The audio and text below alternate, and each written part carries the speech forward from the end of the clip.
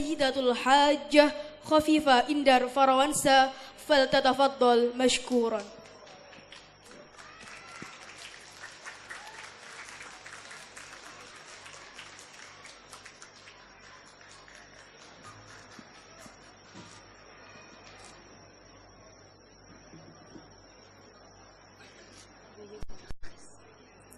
Assalamualaikum warahmatullahi wabarakatuh.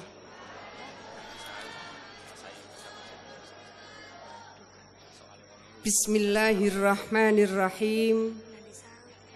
Alhamdulillah wa astaghfirullah. Wala haula wala quwwata illa billah. Assalatu wassalamu ala Rasulillah Sayyidina Muhammad ibn Abdillah, amma ba'd.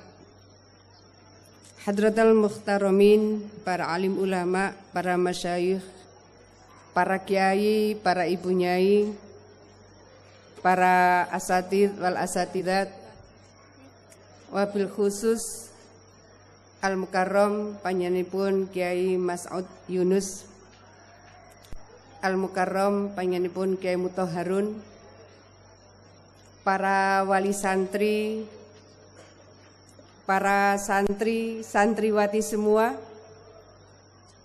Pak Camat, Pak dan Ramil, dan juga Kapolsek semua, Bapak Ibu yang saya hormati. Alhamdulillah,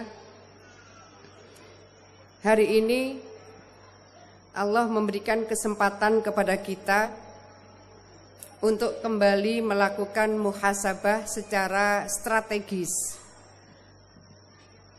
Kenapa saya melabeli muhasabah secara strategis?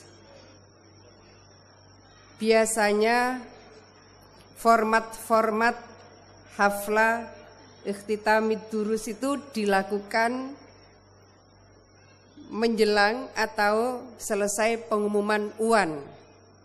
Tetapi Pondok Pesantren Al-Amin melakukannya setelah pengumuman penerimaan perguruan tinggi negeri, sehingga terukur outputnya. Ini menjadi penting apa yang tadi didawuhkan oleh Al-Mukarram Kiai Muthaharun. Saya mohon maaf, saya kutip kembali. Auzubillahi minasyaitonirrajim. Bismillahirrahmanirrahim. Falaula nafara min kulli firqatin minhum ta'ifatul liyatafaqahu fid-din wa liyunziru qaumahum idza raja'u ilaihim la'allahum yahdharun. Pangapunten Kiai Muthaharun, saya seringkali merefleksikan ayat ini adalah ayat yang menjadi referensi untuk melakukan diversifikasi profesi. Jadi kalau ayat ini menjadi referensi, jangan kalian semua ke medan perang. Kebayang enggak Pak Wali Kota kalau jangan semua ke medan perang? Apa ya? Bisa? Enggak apa-apa?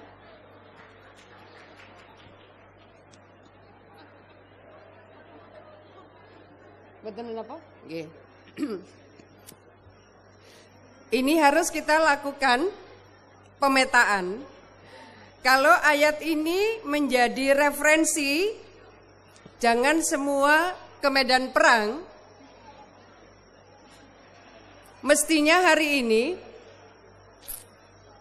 alumni pondok pesantren termasuk kader-kader NU mestinya sudah banyak yang menjadi jenderal angkatan darat, jenderal angkatan laut, jenderal angkatan udara, jenderal kepolisian. Kalau kita sudah menjadikan ini sebagai salah satu referensi dalam penataan kehidupan umat.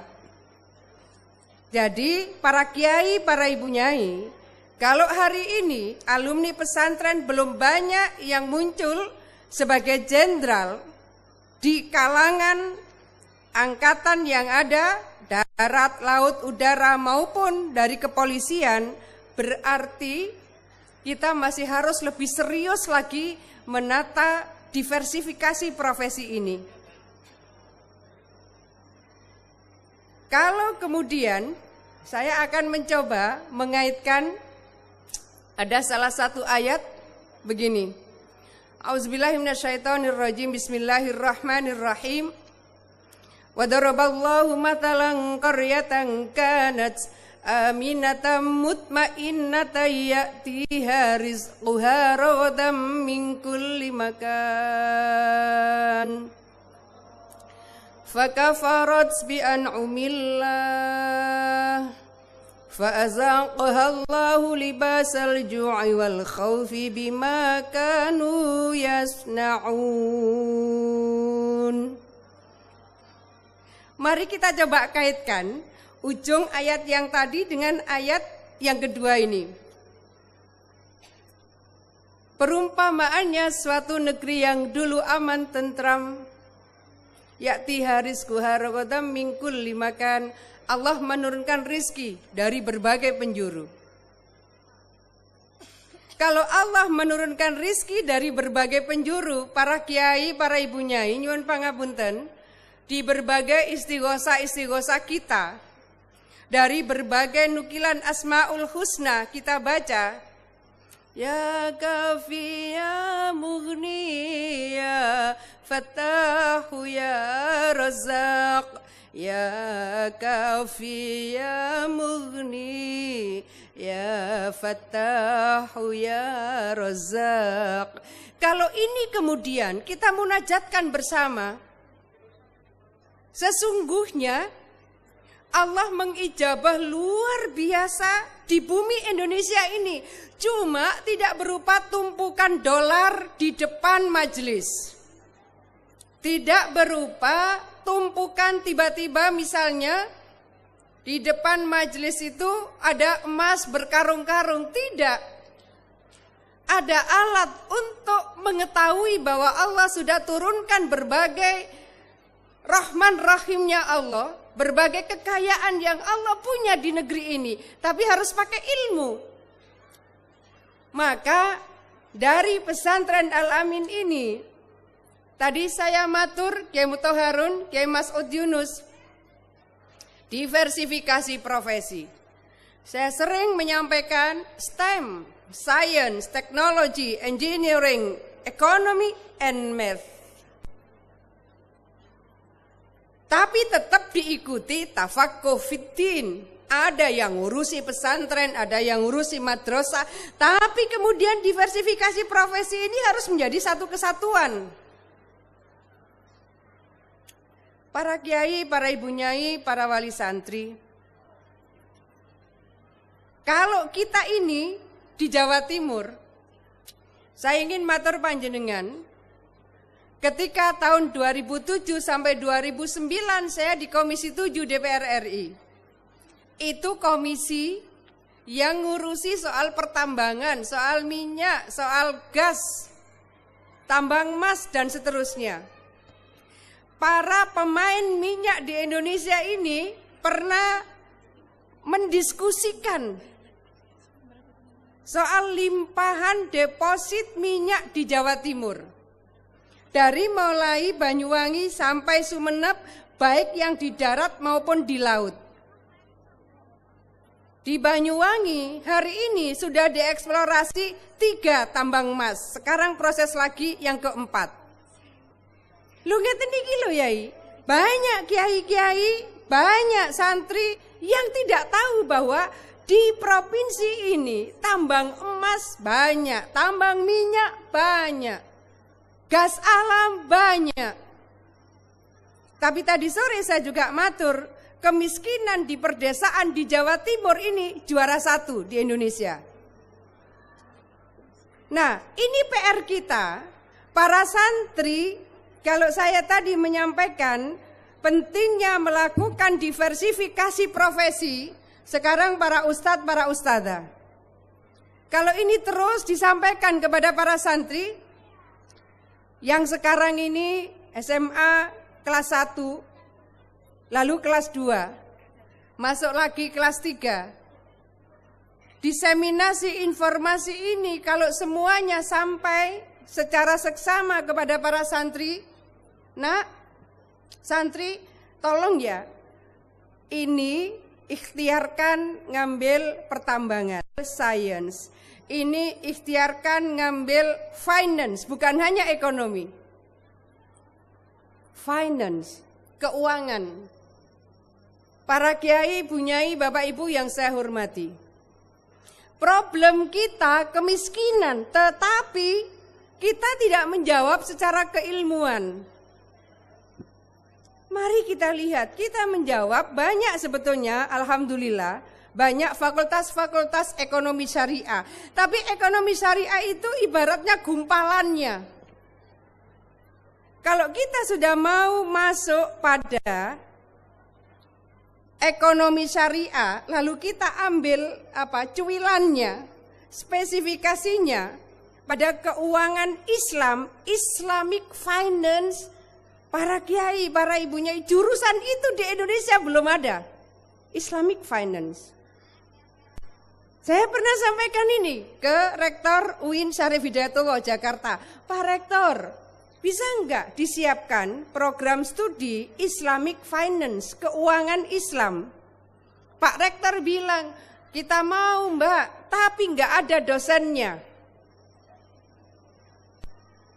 Kebayang enggak panjenengan, negeri yang mayoritas penduduknya beragama Islam, dan kita adalah umat Islam terbesar sedunia, lalu kita juga punya problem kemiskinan.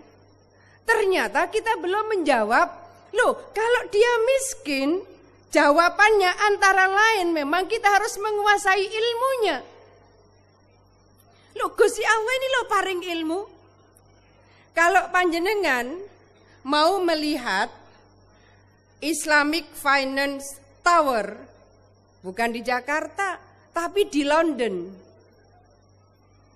betapa bahwa ilmu yang Allah sudah turunkan ini, yang bisa meres sebagai salah satu referensi penyelesai persoalan ekonomi, ternyata Inggris.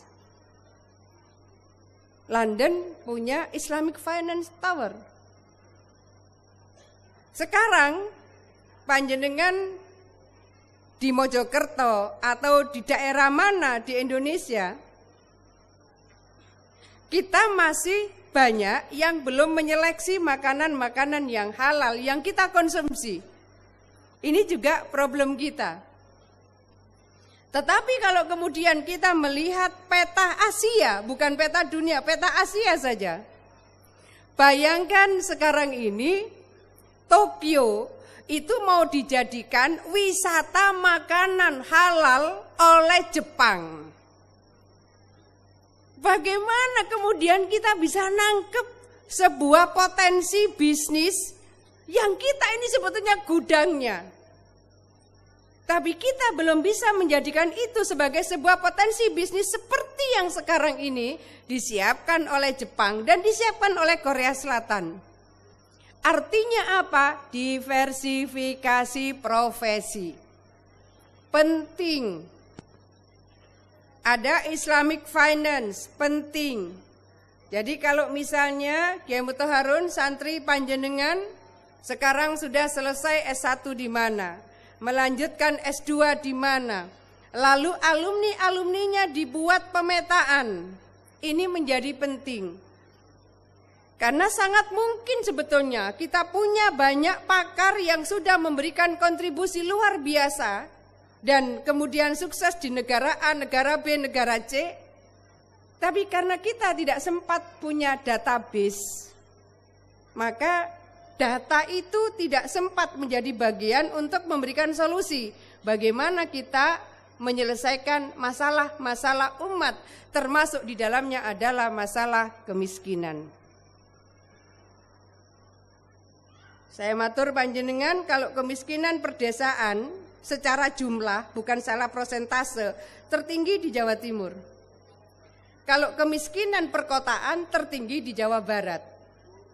Kemiskinan perdesaan nomor 2 tertinggi di Jawa Tengah. kemiskinan perkotaan tertinggi kedua juga Jawa Tengah. Supaya kita ini kalau mau mengintervensi program itu jelas sasarannya. Nah, pada tataran seperti ini, Kiai, pemetaan santri menjadi penting. Mereka sudah melakukan tafaqquh fiddin di sini.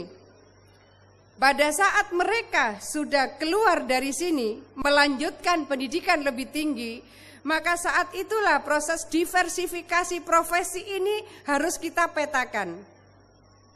Pemetaannya memang harus dengan menggunakan data. Nak, para santri Jawa Timur ini loh nak, banyak gasnya, banyak minyak tanahnya, minyak bumi, gas alam, natural gas, oil gas, lalu kita punya tambang banyak.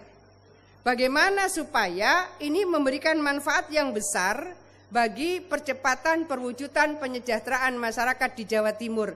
Sekolah nak, Fakultas Pertambangan. Ambil nak, nanti jurusan perminyakan.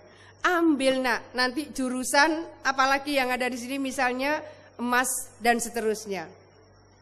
Ini maksud saya pemetaan, lalu anak kita ini kita kirim untuk menyiapkan pada layanan manajemen berbagai sumber daya alam yang Allah sudah anugerahkan ke negeri kita.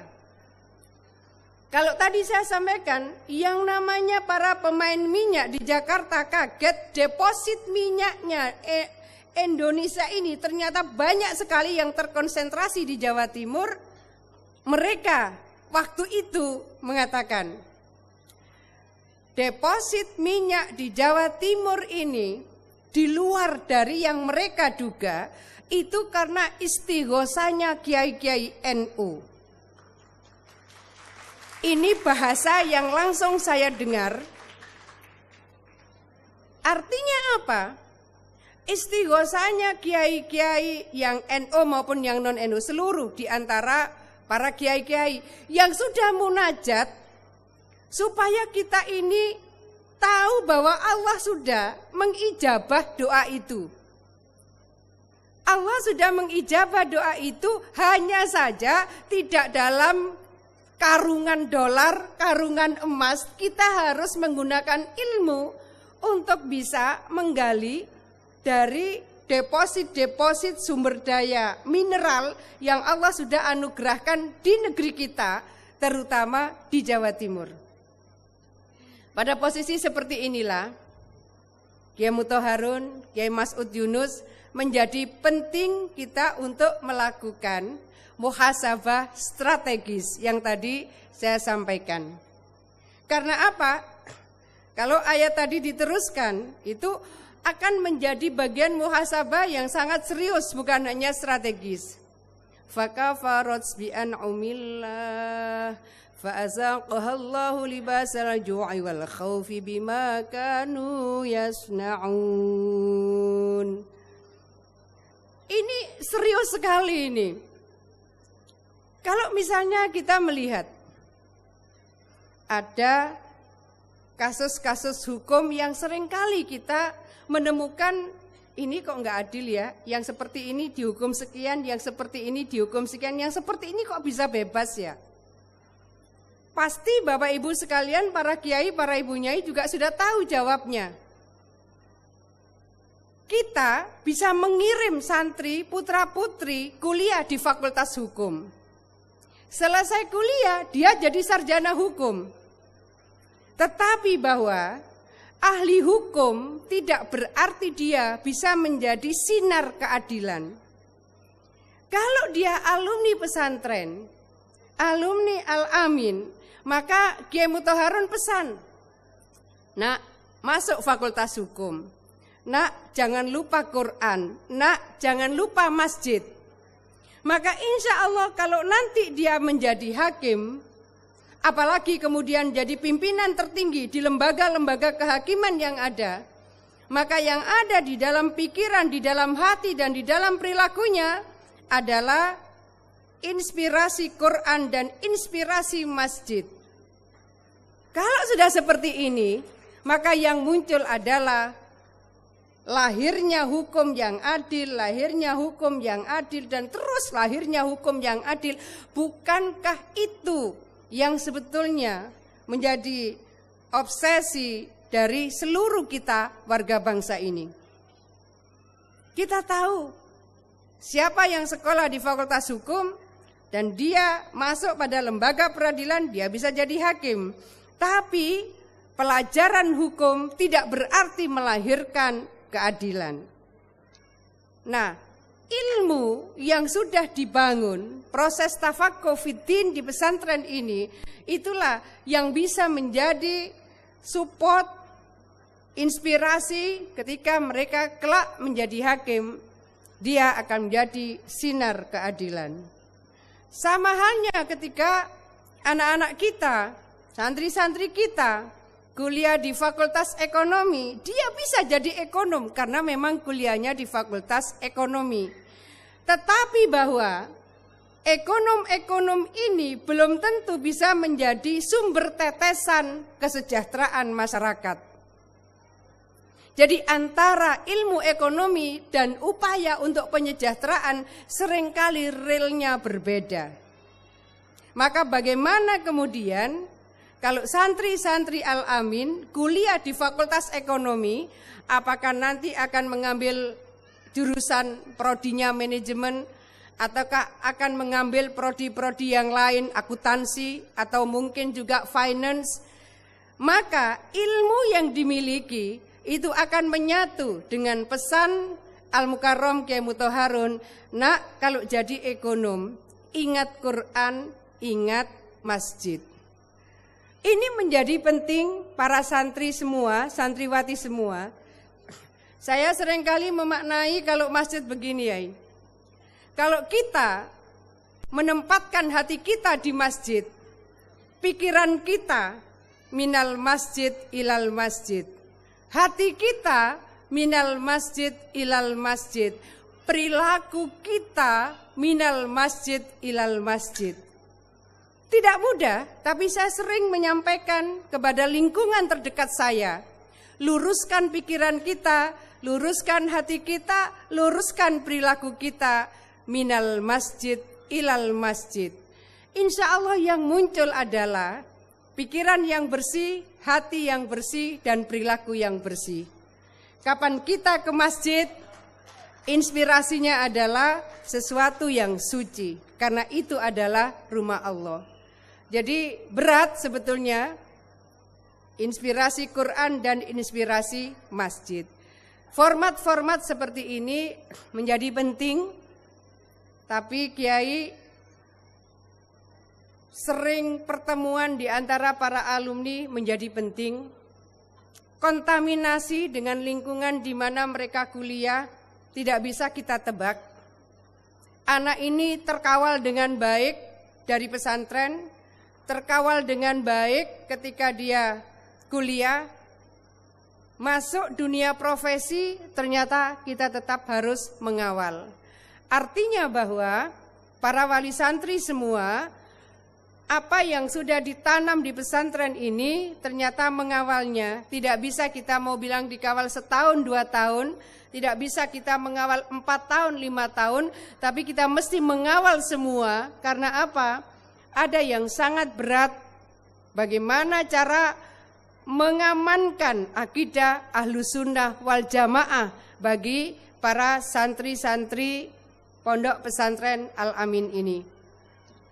Ini PR kita bersama. Hari ini Kiai Mas'ud ada negara, ada Perdana Menteri, ada Presiden, tapi tidak ada yang melantik. Sudah 6 bulan negara ini, salah satu negara di Timur Tengah. Jadi di negara itu memang disepakati tidak ada pemilu. Pokoknya nanti yang jadi presiden perwakilan dari umat Nasrani. Nanti Perdana Menteri perwakilan dari Sunni. Nanti ketua parlemen perwakilan dari Syiah. Sudah 6 bulan. Calon presiden dari Nasrani sudah ditentukan. Calon Perdana Menteri dari Sunni sudah ditentukan. calon ketua parlemen, ketua DPR kalau kita, yang akan melantik Perdana Menteri dan Presiden oleh Syiah sudah 6 bulan, tidak ditentukan. Sehingga negara ini sebetulnya boleh disebut stateless. Karena ada calon Perdana Menteri, calon Presiden, yang dua-duanya harus dilantik oleh ketua parlemennya. Karena ketua parlemen ini sampai sekarang dikosongkan oleh Syiah, maka yang Perdana Menteri tidak ada yang melantik, yang Presiden tidak ada yang melantik. Itu sudah 6 bulan. Mereka sudah cukup banyak mengundang tokoh-tokoh Indonesia, karena mereka ingin mengetahui di Indonesia ini yang umat Islam terbesar di dunia, sebetulnya bagaimana cara mengatur hubungan antara agama dan negara. Dan kalau panjenengan melihat bagaimana memahami mabda siasinya NU, maka Al-Maghfurlah Ki Ahmad Siddiq merumuskan hubungan antara agama dan negara terang sekali. Sehingga ini sesuatu yang memang tidak boleh dibentur-benturkan. Nah, format seperti inilah kenapa peran pesantren Al-Amin menjadi sangat penting untuk memberikan sinar bagi tonggak kehadiran para calon-calon intelektual yang punya hati di masjid dan Quran, tapi juga punya pondasi pada akidah Ahlussunnah wal Jamaah. Mudah-mudahan para santri, santriwati yang hari ini baru melakukan wisuda akan melanjutkan di berbagai perguruan tinggi terbaik. Mudah-mudahan proses studinya berjalan dengan lancar, sukses, ilmunya manfaat barokah. Para kiai, para ibu nyai, kalau tadi saya menyampaikan STEM, Science, Technology, Engineering, Economy, and Math, tentu membreakdown-nya tidak pada forum sebesar ini. Maka jikalau ada kesempatan, mungkin Kiai Muthaharun, Kiai Mas'ud Yunus, kita bisa diskusi lebih detail bagaimana pemetaan diversifikasi profesi yang akan disiapkan oleh pesantren Al-Amin ke depan untuk bisa menjawab berbagai persoalan-persoalan kehidupan masyarakat tidak hanya di Indonesia, tetapi hari ini kita googling, kita sudah bisa melihat bagaimana peta kekuatan umat di banyak negara. Termasuk di dalamnya adalah bagaimana peran kita menjadi bagian dari penyelesai persoalan-persoalan umat hari ini dan yang akan datang. Mohon maaf, wal muwaffiq ila aqwamit thoriq. Wassalamualaikum warahmatullahi wabarakatuh.